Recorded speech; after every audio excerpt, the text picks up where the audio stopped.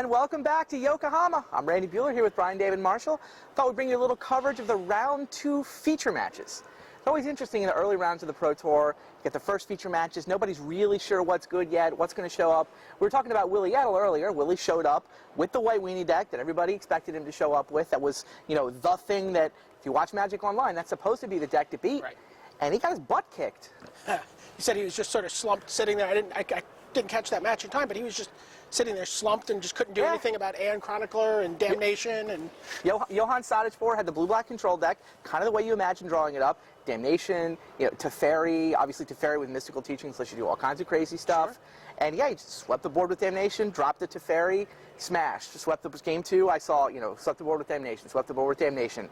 Big Aeon Chronicler. That's the sort of Morrow guy. The more you draw, the more bigger he gets. I mean, when that guy starts attacking, he's the personal Howling Mind guy. It's really, sure. and he's someone you can search for with mystical teachings if you have Teferi in play. Exactly. That seems ridiculous. End of turn, go get a card that's going to let me draw more cards than you every turn. So I don't know what you were talking about. You said, wait, we were supposed to win this matchup, and Willie got beat 2-zip. I haven't seen what Willie's list is yet. I mean, Damnation's still going to win games, right? I guess so. So there's score 1 for blue-black control there. Blue, also the story in the next feature match. Antoine Ruel, quietly, always seems to have an amazing deck, always seems to be making a run. Took on Roger Maten, and Antoine is playing blue-red. I saw a few other players playing blue-red when I was looking around. I saw a couple of American players playing. What's the story with blue-red? How does that fit into the metagame? He's got like Avalanche Riders and is he playing card drawing. Does he have Sulfur Elemental, Vesuvian Shapeshifter? Yeah, Vesuvian Shapeshifter seems like the tech. Vesuvian Shapeshifter seems like it's going to be one of the very, very powerful cards this weekend in general. Okay. You know, with Shapeshifter and play, you know, Shapeshifter, it gives you 8 opportunities to have -2 toughness on white creatures. Yep. Right. You don't have to just get 2 Sulfur Elementals. You can get a Sulfur Elemental and a Vesuvian Shapeshifter. So. Right. So Antoine got this match 2-zip. Matan playing again, another relatively straightforward sort of blue-black control-ish deck, but the blue-red, Antoine smashed him 2 straight. And speaking of blue, speaking of Vesuvian Shapeshifter, the third feature match, Tsuyoshi Fujita has always got something up his sleeve. So we talked in the open about the difficulties of getting black-black and blue-blue-blue for the blue-black deck. And in some cases, a white, or some cases a red, or, you know, there's a lot of different splashes going on. Tsuyoshi Fujita said before this event, playing blue-black control is just stupid.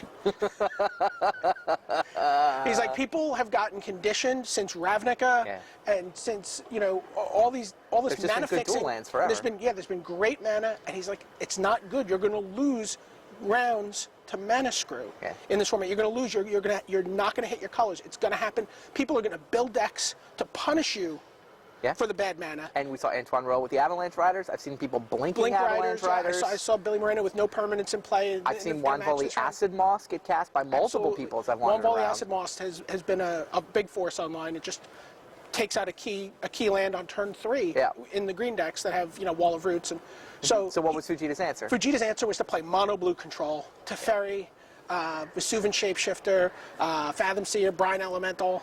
I saw his lands. Pickles and Teferi sort of violently thrust together, and I saw his mana base. He's like island, desert. Desert, right? And that's the thing about playing monocolored decks. Yeah, allow you to play desert. The mono red decks can play desert, which I've seen. There's a number of mono red decks, and desert's just a fine answer in the mono red deck, for example, to Soltari Priest. Absolutely. So yeah, I watched Fujita play against Helmut Sommersberger, and Sommersberger said he tested against mono blue. The matchup is so bad, he doesn't even have cards in his sideboard for it. It's like, I can't win. I just have to not get paired against you.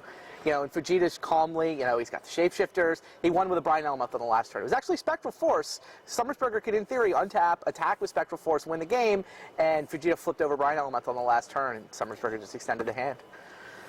So Fujita goes to 2-0, wins that 2-0. 3 different sweeps in the feature match area this time. They were all 2-0, and they were all on this side of the table, which was kind of, you know, useless info, but interesting to me.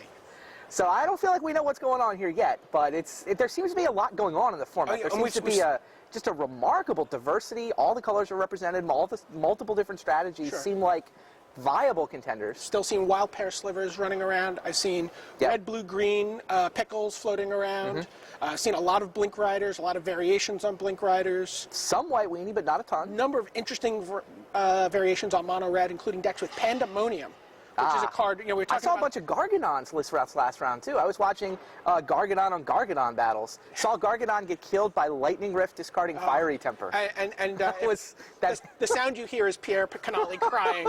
Yeah, he sacks all his lands, goes all in. It's like, you have 2 cards. What can you have?